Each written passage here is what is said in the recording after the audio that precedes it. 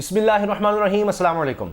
सबसे बड़ा सवाल यह है कि शहजाद अकबर साहब की छुट्टी क्यों हुई और एक अहम मीटिंग में इमरान खान साहब ने शहजाद अकबर के बारे में क्या कहा और हालिया दिनों में ऐसा क्या था कि शहजाद अकबर साहब से इमरान खान साहब नाराज़ हो गए। वो कौन सी रिपोर्ट थी जो शहजाद अकबर ने पेश की जिस पर इमरान खान साहब इतना नाराज़ हुए कि उनकी छुट्टी ही हो गई। अब इसके साथ साथ मैं ये भी अर्ज़ करूँगा कि इस हुकूमत ने, इस काबीना में पाकिस्तान की तारीख का क्या अनोखा रिकॉर्ड बन गया है शहजाद अकबर साहब के जाने के बाद। ये एक रिकॉर्ड है पाकिस्तान की तारीख का, इसका भी हम जिक्र करेंगे। फिर देखिए कि चूंकि बात हो रही है करप्शन के खात्मे की, तो ट्रांसपेरेंसी इंटरनेशनल की नई रिपोर्ट बहुत ही अफसोसनाक है कि पाकिस्तान में करप्शन बढ़ी है। ये एक बहुत बड़ा सवाल है कि जो शख्स इसलिए लाया गया था करप्शन का खात्मा करेगा, मुशर्रे एहतसाब था, वो चला गया है, लेकिन करप्शन बढ़ती चली गई है। तो अब ये भी उनकी कारकर्दगी पर एक सवालिया निशान तो है। और आखिर में मैं आपको बताऊंगा कि कराची में किस तरह से छोटे सरकारी अफसरों के घरों से दबा हुआ खजाना निकला है, सोने की ईंटें निकली हैं। यानी ये कोई बहुत बड़े अफसर नहीं थे, म्यूनिसिपल अफसर किस तरह से ये करप्शन करते रहे और सोने की ईंटें, इतनी दौलत, इतना पैसा निकला है कि नैब को मशीनें ले जाना पड़ी, काउंट नहीं हो रहा था ये पैसा। फिर वहां से मिलियंस की जो टीटीज की गई हैं, बाहर पैसा भेजा गया, मनी लॉन्ड्रिंग की गई, उसके सबूत भी वो टीटीज मिल गई हैं, उनके सबूत मिल गए हैं बने बनाए। तो ये छोटे अफसरों का ये हाल है कराची में। तो आप सोचिए कि अफसर जो होगा वो कितना होगा। उनके जब खजाने निकाले, उनके घरों पर छापे मार के उनके घरों को खोदा जाए तो नीचे से क्या कुछ निकलेगा। सोने की ईंटें निकली हैं, सोने की ईंटें। आप खुद देखिए, तस्वीर भी अब शेयर की जा रही हैं। यह है पाकिस्तान में करप्शन का आलम। तो करप्शन के खात्मे के लिए आए थे शहजाद अकबर साहब, और उन्होंने किया क्या। तकरीबन 3 साल वो रहे। एसेट रिकवरी यूनिट एक बनाया गया जिसका काम यह था कि मुल्क में और बैनुल मुल्क जो जायदादें बेनामी बनाई गई हैं, जो अरबों खरबों रुपए की जायदादें हैं, बाहर पाकिस्तान की दौलत लूट कर ले जाई गई है, उसका पता चलाना। अब उनके क्रेडिट पर क्या चीजें हैं, इस पर आने से पहले जो बड़ी खबर है कि इमरान खान साहब असल में नाराज क्यों हुए। कारकर्दगी तो जो चल रही थी, ज्यादा कारकर्दगी तो यही थी। शहबाज शरीफ साहब टारगेट थे, हर दूसरे हफ्ते शहजाद अकबर साहब कोई ना कोई प्रेस कॉन्फ्रेंस करते थे और बस आ करके जी ये होने वाला है। 2020 का इन्होंने कहा था कि जी ये साल है शहबाज शरीफ को सजा देने का, तो कुछ भी मंतकी अंजाम को नहीं पहुंच रहा था। इमरान खान साहब ने किया कि जो केसेस चल रहे हैं इस तरह से करप्शन के, जो इनकी कारकर्दगी है, वो जरा लेकर आए किस स्टेज पर है।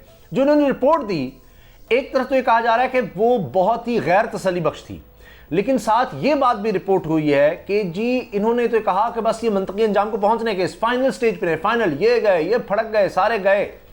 लेकिन जब इमरान खान साहब ने इंडिपेंडेंटली इसका पता करवाया कि केसेस किस किस स्टेज पर है मुख्तलिफ, तो पता चला कि वो तो अभी पता नहीं कितने सालों लगेंगे इन केसेस में, बहुत लंबा अरसा। तो ये इमरान खान साहब इस धोखे को कह लें आप बर्दाश्त नहीं कर सके, गुस्सा आ गया और फिर इनको बता दिया गया शहजाद अकबर साहब को कि जी आप इस्तीफ़ा दे दें। तो ये भी कहा जाता है कि शायद आज़म खान साहब के बड़े करीब थे ये, बहरहाल तो इनसे फिर इस्तीफ़े का कह दिया गया और इन्होंने फिर इस्तीफ़ा दे दिया। इसके अलावा तर्जुमानों का जो हालिया इजलास हुआ है उसमें फवाद चौधरी साहब ने जिक्र छेड़ा शहजाद अकबर का। तो इमरान खान साहब ज़्यादा बात नहीं करना चाह रहे थे शहजाद अकबर के बारे में, बस उन्होंने ये कहा कि वो अपना काम नहीं मतलब उस तरह से कर सके और वो उस तरह डिलीवर नहीं कर सके, उनका काम कुछ और था, वो कुछ और काम कर सकते थे। तो ये बस चंद जुमले इमरान खान साहब ने बोले कि यानी वो शायद इस ओहदे के लिए फिट नहीं थे, ये बस उन्होंने कहा। ये अलग बात है कि फवाद चौधरी साहब कह रहे हैं या दीगर लोग कह रहे हैं कि उनको अभी भी कोई अहम टास्क दिया जा सकता है, तहरीक इंसाफ की कोर कमेटी का वो हिस्सा होंगे और कहीं और जा सकते हैं। शहबाज गिल साहब कहते हैं कि जी ठीक है, मैंने कहा था, मैंने उस दिन की बात की थी कि ये खबर गलत है कि शहजाद अकबर की छुट्टी हो रही है, तो मैंने तो उस दिन की बात की थी। अब वो अगर गए हैं तो हो सकता है वो प्रेशर ना सह सके हों, उन्होंने प्रेशर में बड़ा अच्छा काम किया, ये फवाद चौधरी साहब ने भी कहा है। और ये कि वो हो सकता है कि अपनी ज़ाती जो प्रैक्टिस है लॉ की उस पर तवज्जो देना चाह रहे हो। अब इस तरह की बातें हो रही हैं। अच्छा जनाब, अब आप देखिए, एक था एसेट रिकवरी यूनिट, उसने करोड़ों रुपया लगाया, करोड़ों रुपया, यानी इनके कई दौरे भी हैं, कहीं आए गए भी, बहुत से ममालिक के दौरे किए, लेकिन कोई खातिर खा कारकर्दगी नहीं नजर आई। हत्ता कि ये हुआ कि जो बाहर इन्होंने कहा था कि कोई जो कॉरस्पॉन्डेंस हुई थी बरतानिया से, उसमें भी इन्होंने उनके एसेट, शहबाज शरीफ वगैरह के एसेट कहा जी ये बिल्कुल ठीक है, कुछ गलत नहीं हुआ, इसमें कोई मनी लॉन्ड्रिंग नहीं हुई, ये सुबकी हुई। फिर उसका जवाब देते रहे। फिर जो काजी फाइसा साहब के खिलाफ केस बनाया गया उसका भी कुछ नहीं बन सका, वो एसेट रिकवरी यूनिट नहीं बनाया था। اس کے علاوہ جو بھی کیسز انہوں نے کہا جی یا نیب کو بھیجیں اور ایف آئی کو بھیجیں, اس میں بھی کچھ نہیں خاص بن سکا. ہاں ایک ملک ریاض والا معاملہ تھا, وہ بھی الٹا گلے پڑ گیا کہ وہ تو ایک سیٹلمنٹ ہوئی, وہ 19 کروڑ پاؤنڈ ہے, وہ الٹا یعنی سپریم کورٹ میں چلے گئے قومی خزانے میں آنے کی بجائے کہ جی وہ جرمانہ ہے, تو فائدہ پھر وہ ملک ریاض صاحب کو اس طرح سے ہو گیا. تو یعنی کوئی اس طرح کی نہیں ہے 3 سال میں ان کے حوالے سے کوئی بات کہ جو ہم کہیں کہ کمال کر دیا شہزاد اکبر صاحب نے. ہاں یہ کہہ سکتے ہیں جی بڑا مشکل تھا وائٹ کالر کرائم کو پکڑنا, یہ وہ خود ضرور گنواتے رہے. 1 سال پہلے انہوں نے کہا جی کوئی 300 ارب سے زیادہ کی ہم نے ریکوری کر دی ہے. سیٹ ریکوری یونٹ کا جب پوچھا گیا تو کوئی پتہ نہیں 4 کروڑ 70 لاکھ خرچ ہو چکا ہے سیٹ ریکوری یونٹ پہ, ہم نے اربوں روپیہ ریکور کروایا ہے. اس طرح کی ضرور انہوں نے اسٹیٹمنٹ دی تھی. اور باقی یہ تھا کہ ضرور تھا ان کی پریس کانفرنس سے مریم اورنگزیب صاحبہ جواب بھی وہ دیتی تھی, تو یہ جواب یہ کام ضرور یہ کرتے رہے. اب جناب آپ دیکھیے جو ریکارڈ بنا ہے, ریکارڈ یہ بنا ہے کہ پاکستان کی تاریخ میں اتنی زیادہ رد و بدل کبھی نہیں ہوئی, شاید 5 سال میں نہیں ہوئی جتنی 3 سال میں ہو گئی ہے. کابینہ تقریباً 2 درجن لوگ جو ہیں فارغ ہوئے ہیں, استعفیٰ دیا ہے یا ان کی رد و بدل ہوئی ہے. تو آپ دیکھیے کہ یہ ہے عمران خان صاحب جب کوئی کام ان کو پسند نہ آئے یا وہ سمجھتے ہیں کہ جی یہ کام صحیح نہیں ہو رہا تو وہ اس کو فارغ کر دیتے ہیں, تو یہ نہیں دیکھتے کہ جی لوگ کیا کہیں گے.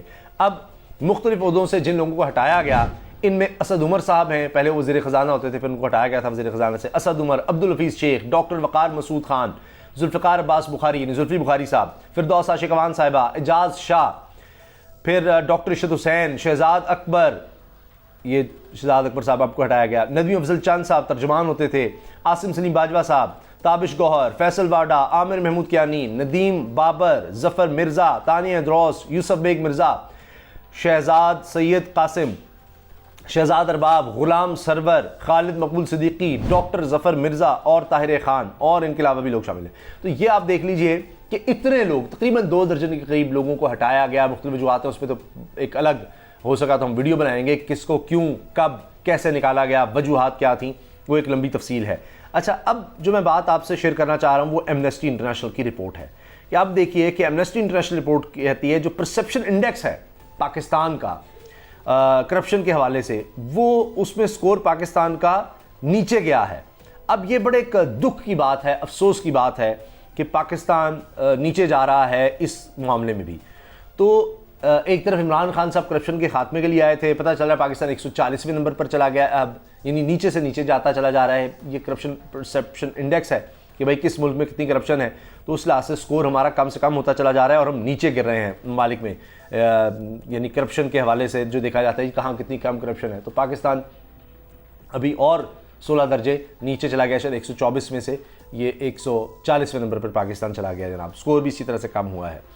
اور اب آ جائیے جو ریکوری آپ دیکھیے جو نیب نے کی ہے جناب, یہ اب کتنی عجیب و غریب بات ہے کہ کس طرح سے ہمیں نظر آ رہا ہے کہ چھوٹے جو جن کو ہم کہتے ہیں کہ عام سے افسر بھی نہیں ان کو کہہ سکتے, وہ لوگ کس طرح کی کرپشن کرتے ہیں اور کیا کچھ ہوتا ہے.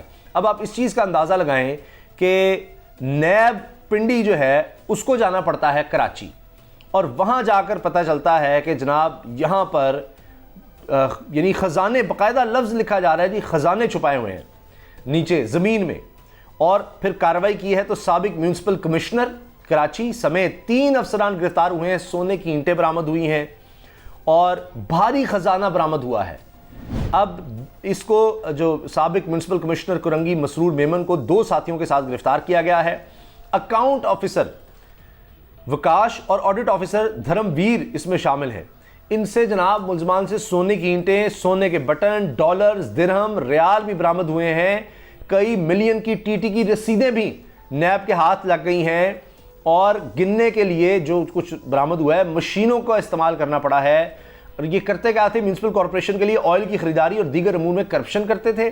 رشوت لے کر ٹھیکے دیے جاتے, کم آئل لے کر زیادہ کی رسیدیں کاٹی جاتی, اور کرپشن سے حاصل کردہ رقم جعلی اکاؤنٹس میں ڈالی گئیں اور پھر بیرون ملک منتقل ہوئیں. تو جناب یہ نیچے سے لے کر یہ اوپر تک یہ ہے. پھر اس وجہ سے پھر پاکستان کا نظر آتا ہے جی کرپشن کا کیا حال ہے. تو اب پھر عمران خان صاحب کہتے ہیں جی مافیا بیٹھا ہوا ہے, ہم مافیا کے خلاف جاتے ہیں, وہ سٹے لے لیتے ہیں, 800 سٹے ہوئے ہیں. یہ لوگ بھی ظاہر عدالت جائیں گے, پھر دیکھتے ہیں کیا ہوتا ہے.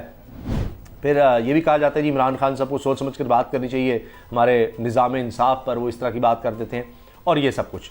لیکن بات یہ ہے کہ یہ خبریں تو آ رہی ہیں کس طرح کی ہر سطح پر کرپشن ہے. تو جس کو کرپشن کے خاتمے کے لیے لایا جاتا ہے وہ بھی اس طرح سے پرفارم نہیں کر پاتا. آپ کی اس بارے میں کیا رائے ہے ضرور آگاہ کیجیے گا. اللہ حافظ.